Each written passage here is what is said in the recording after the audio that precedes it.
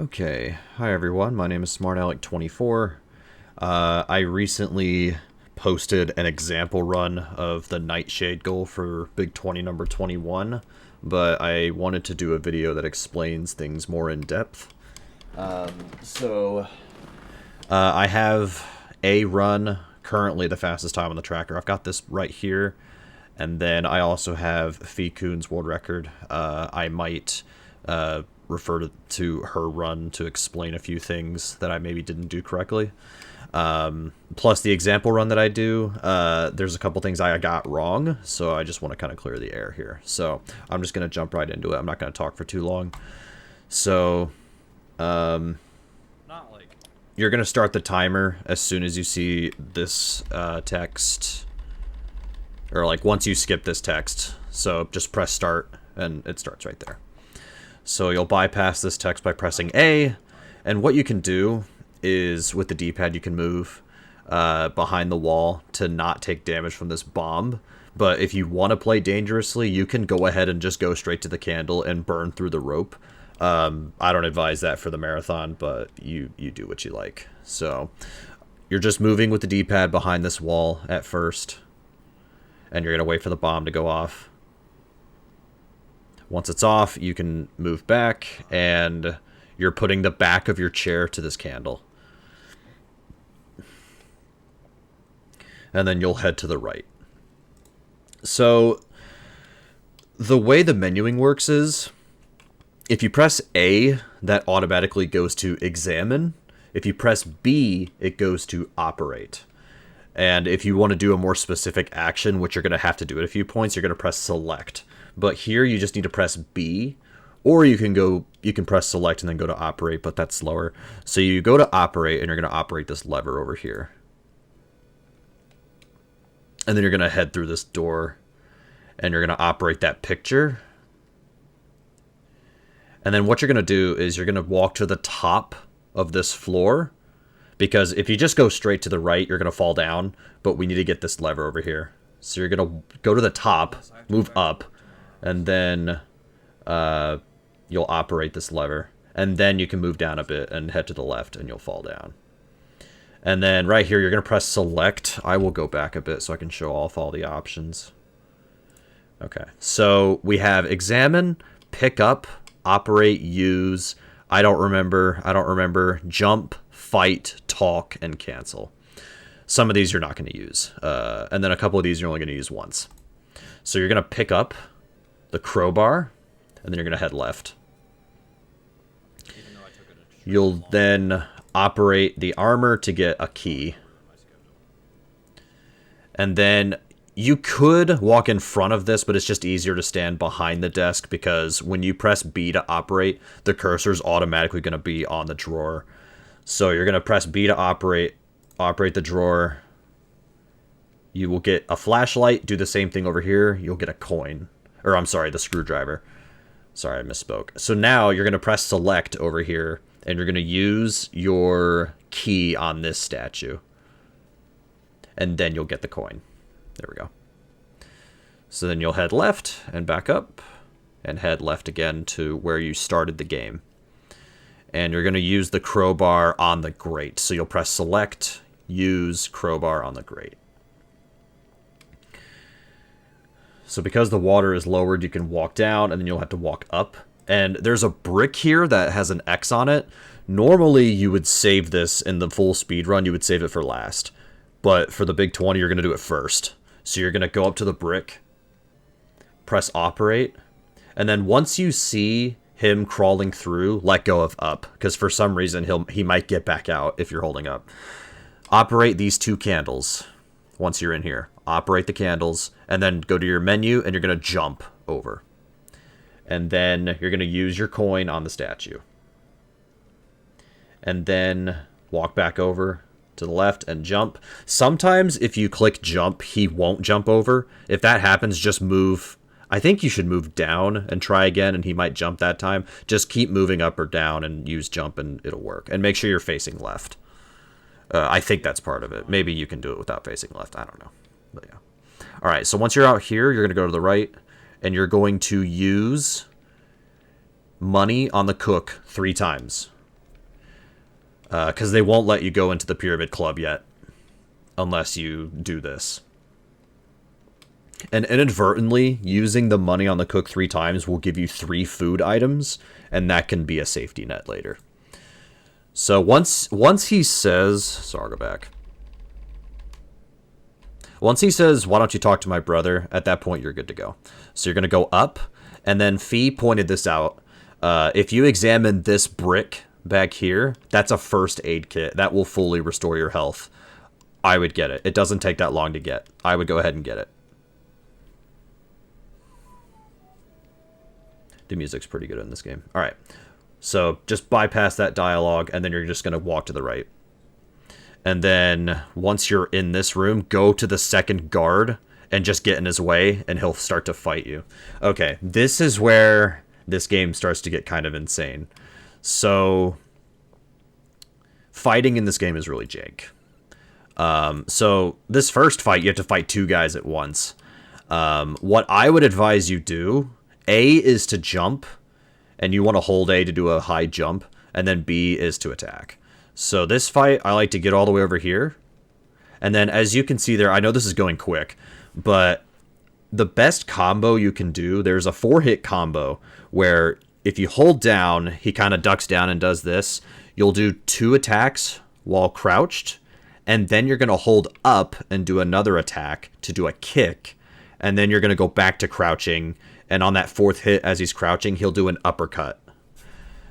So I know that was kind of quick, but just pay attention to this first guy I hit after I jump over. So I do that combo. I did it again there. And then usually the second time you don't need to do the 4-hit combo. You can just do 3 and it usually works. And then take them out. So I will show Fikun's run here. So it looks like you can talk to the first guy too. So I guess you don't have to talk to the second guy, but I don't know why I do. I just do. So this is a bit riskier to do it this way, but it does work. I find crouching to be a lot safer just because your hitbox is smaller. But yeah, fighting in this game, I would put save states on all of the fights in this game and just practice those over and over and over and over again. All right. So once you do that, you're going to operate. You can operate the food. You have to operate your food. So you have to press B and then move the cursor down and then click food, or press select and go to operate, whatever. By the way, because of that statue earlier that we put the coin in, you already have your first scarab. The goal is 4 scarabs, if I didn't say already. You're going to operate the moose, and that'll open the door. You can operate your food if you want to restore your health. Don't use your first aid kit yet. Unless you have 1 triangle left, then maybe use it, but that's kind of up to you. Alright, this fight is kind of stupid, but I will do what I can to explain it. So I would get over here on the left, and he will already swing his baton and slide forward to you. And then when he does that, so I think I mess up here. Yeah, I mess up there. But the idea is, after a certain amount of time, he will drop a rock, and if you already jump over him during this, the rock will fall somewhere around here where you aren't going to get hit by it, and then you can move over and do your combo. But I was a little slow. Damn it, dude. This freaking combo work. I don't know why. I'm pressing up. Too slow. You've got to do it quickly if you're going to do this. By the way, I will play this all in one motion after, but you see right here I'm going for a mashing strat here to just try to hit him. Sometimes you'll hit him. I don't know why, but sometimes you'll hit him if you want to go for that. And then if he drops a rock and he hasn't moved, just get out of the way because it's going to fall on you. And that might be enough time for you to get over there and do your combo. So. Alright, whatever. That was... So let's watch this run. I'll skip ahead a bit.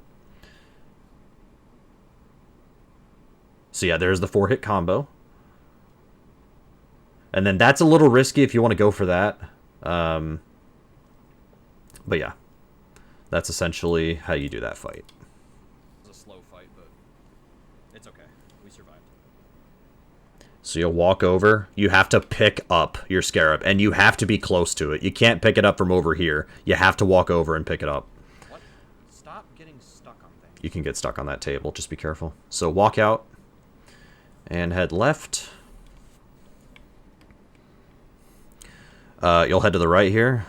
A lot of the walking around and stuff you'll kind of just remember the more you do it. Once you get here, just wait for this elevator to come down, and then you're going to jump on it. So once it's fully down, press select, go to jump, and you'll get on it. And then once it stops, you'll jump off. So jump off. And then get in front of this fuse box and use your screwdriver on the fuse box, and then operate the switch. Once you get to here, press up to turn the corner, and then you'll press up to go up the ladder. Normally, there's like fire that shoots out and kills you, but if you hit that switch, then you're fine. You'll use your crowbar here, and then operate the air vent, and you'll go down. Goliath, please. All right. Let me skip a little bit into this, because I think she does this fight better than I do. So the general idea is that Goliath is going to charge at you head first. If you are a certain distance away from him, he will charge at you. And then if you jump over him as he's charging at you, he'll slam into the wall, and that's your time to hit him. Like so. And when he does that, you hold up and attack to do your kick. That deals the most damage. Like so. Sorry, I'll go back. Let's do this in one motion. To be fair, it's not even Goliath that's the problem. It's everything that this guy is saying, ignore, because he's stupid. Kappa. Alright. Anyways. So, yeah. I like to jump away, because that's a little bit faster than just walking. So you'll hit him. And if he doesn't charge at you, that's okay. And sometimes that will happen where he won't hit the wall. Just keep going. Just keep jumping over him until eventually he will slam into the wall. So he's not going to do it here. He might do it here. There you go. Once you're down to 2 triangles left, that's how you know that there's one more. He almost... Yeah, you got to be careful. You got to do it quickly, otherwise he's going to hit you. There you go. Yep. That was faster than last time. That was. I had a fight that was like a minute long. It was really bad. But yeah. And then same deal here. Pick up the scarab, and then you'll get it. And you can use your first aid kit here because there's only 2 more fights after this.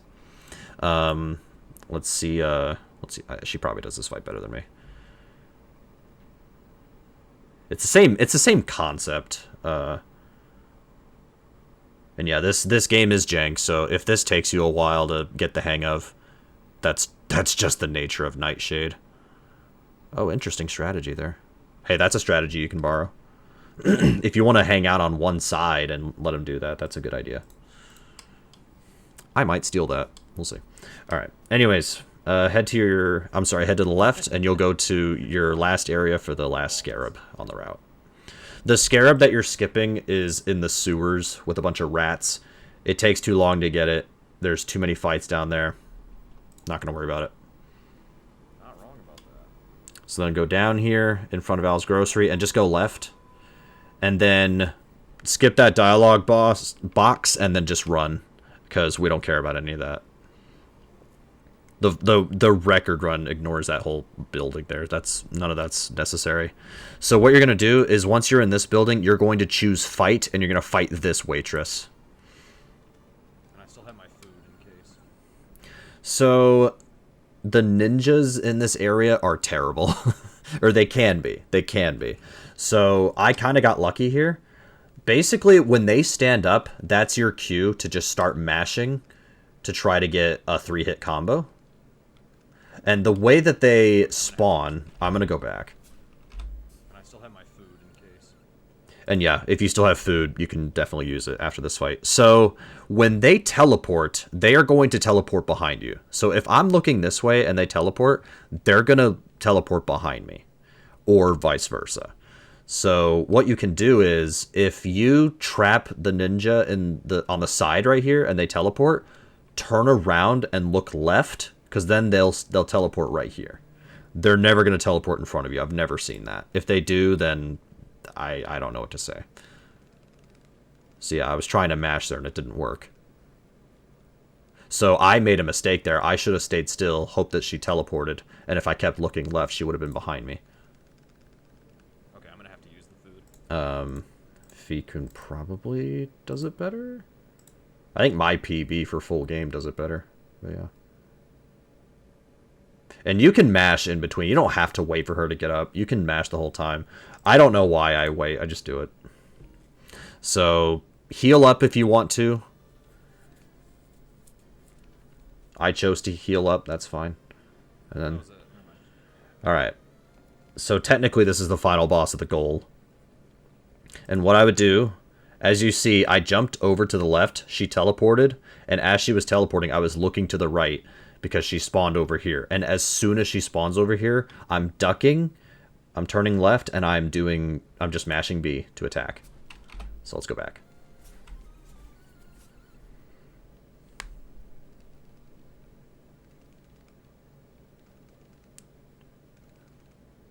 So you can mash B the whole time. You don't have to time it like I'm doing. And there you go. And then you'll just walk up to this last scarab, pick up, and then press A, and that will show all of your scarabs. Or you can press select and then examine. It doesn't matter. The fastest way to do it is just press A. The goal is to show that you have 4 scarabs. So that is generally how the route is. What I'm going to do is I'm going to pause my recording and I'm going to show you guys how to escape all of the death traps, because there are 4 death traps. If you die a 5th time in this game, you're dead. You can't get out. But your first 4 deaths, there are ways to get out of that, but I need to pull up a video and talk through how to do it. So give me just a second. Okay, so I'm actually not going to show the death traps because another person already covered it. You Can Beat Video Games has a video that's also posted in the Big20 Discord. Or you can just search You Can Beat Video Games on Nightshade. And they already covered all of the death traps and how to get out of them. So I would just go ahead and go watch that. I'm not going to cover it here because they probably do a better job than I do. And it's the most replayed section. So yeah, everybody wants to know how to get out of these traps. But anyways, yeah, there are 4 traps. If you die a 5th time in this game, it's game over. You have to start over.